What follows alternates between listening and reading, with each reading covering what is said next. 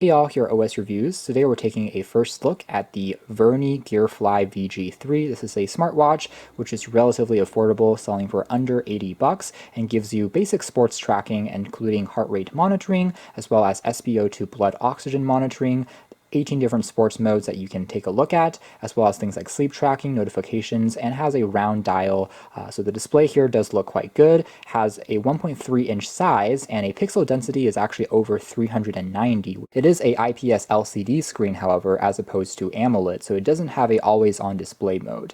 Now, even though this is a pretty affordable smartwatch, again under 80 bucks, it still faces competition from the likes of, say, Vimee VG3, as well as brands like Amazfit that we've seen in the past. Now, in terms of other specs, it has built-in Bluetooth 5.0 for pairing with your phone. Obviously, it's going to be water resistant, and the battery life here is rated to be up to 7 days before you need to recharge it, which is quite good compared to, say, Android Wear or Apple Watches. But for a more simplified OS, it is kind of what we come to expect. And one other missing feature here is it doesn't have built-in GPS. Although, just like most other smartwatches in this price range, it's what we've come to expect. So if you want to track your route when running outdoors, you have to really bring along your phone and use your phone's GPS to do that. You have just the watch on top, and it does also use a cradle here for charging, which is magnetic and has 2 pogo contacts, which does work pretty well, and also there's a quick user guide. In terms of the construction quality and design, it's definitely a highlight of this particular smartwatch, the VG3, because it's very well built. It has a classic appearance with its bezel here, which has these markings for the time, and the glass here is even slightly raised, so it's very easy to swipe and interact with the display. It just feels very sensitive and easy to use. Kind of reminds me of the original TicWatch in that sense, where the glass almost is like a bubble on top of the screen. It gives it almost a immersive full screen view. The crown key here is also made out of aluminum, so it feels quite sturdy. However, it's also not a bulky watch by any means because it has a 1.3-inch display. So compared to other smartwatches which are round, like the Mobvoi TicWatch Pro, there's a pretty big difference in terms of the thickness, as you can see here. So even if you have smaller wrists, the Virmee VG3 still feels really comfortable because of how lightweight and slim it is. Here's another size comparison with the Amazfit GTS2, which you can see here the thickness is also not too far off, including the sensor bump here on the back. The back of the watch, though, is constructed out of plastic. We have the charging contacts as well as the optical heart rate sensor. So we have a handful of built-in watch faces that you can customize it with just by long holding for a few seconds. There's a haptic vibration, and then you're able to swipe between these to select a new style that you're interested in. It's worth noting though that this watch at the moment doesn't support additional watch faces from the companion app, so unfortunately you aren't really able to create new ones or customize it with your own photo. With that being said, you do get some very attractive looking watch faces, and overall shows off the vibrancy of the screen quite well. Everything is quite bright, so we have a good mix of analog and digital watches that you can pick from, and overall pretty much all of them are pretty neat looking. There's also the motion of flicking your wrist to wake up the screen, as you can see there.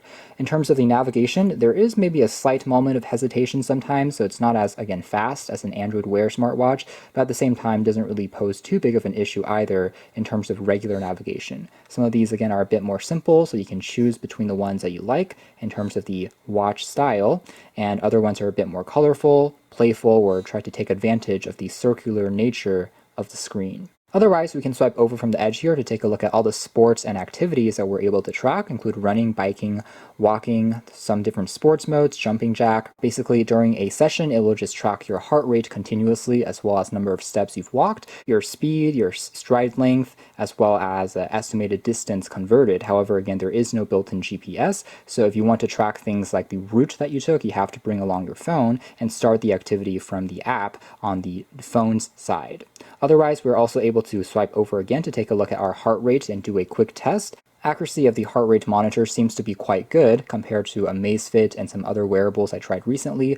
It was right on par with what I got from those, so no complaints there. Pretty fast to get a measurement. The same goes with the SpO2 and stress monitoring, also worked quite well. It takes about 20 seconds to get a full measurement. And then finally here we have a list of all the applications in this moving dynamic way. It's a little bit funky if you ask me, but overall it's simple enough. You're able to change things like the language, as you can see there. A compass, and in this case also looks great on this round display, as you can see there. We can swipe back to go out of it, as well as take a look at things like relaxation. So this is just to get you to calm down by breathing, and there's a few different breathing guides that they give you as well, so you can breathe along with the kind of inhale and exhale commands, as well as the haptic vibrations, and kind of calm yourself down.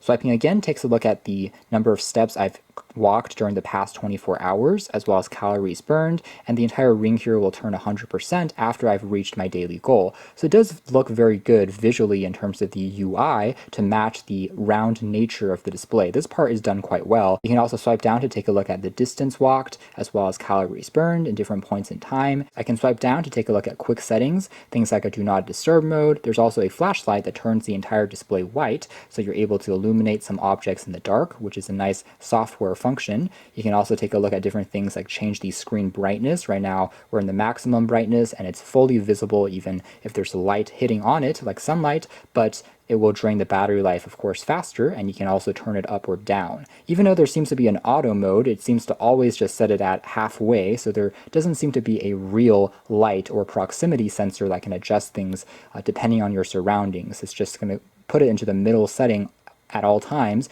based on my hands-on so far. But still, again, the display itself is pretty good in terms of the quality and the sharpness. Otherwise, taking a quick look at the companion application and software, the application is also designed by them, so they're not just using a generic app like many of the other cheaper smartwatches do, and you're able to take a look at number of steps walked, as well as times you were active during the day, things like that. In terms of sleep tracking, it's automatic and works decently. However, it only tracks sleep at night, so if you're trying to take a nap at noon, for example, it really won't count that as sleep. Firmware updates and goals that we can change in terms of how many steps we want to walk to complete our daily activity. Not the most extensive in terms of giving us recommendations, but overall works well enough and can save our info very quickly, and we'll be able to view it back later on at a quick glance. So that's more or less it as far as our quick review of the Virmee VM3. Overall, this is by no means the most comprehensive smartwatch in the world compared to more powerful options out there. But again, for this budget price, I would say the standout really is the build quality. The fact that it looks really nice, also is made out of metal, has a beautiful display that is really truly round, has a nice pixel density, and overall attractive looking UI at this price are definitely worth considering. So you can check out more details if you're interested, but for now that's been our video. Thanks for watching here at OS Reviews. It's been the Virmee VG3 Smartwatch.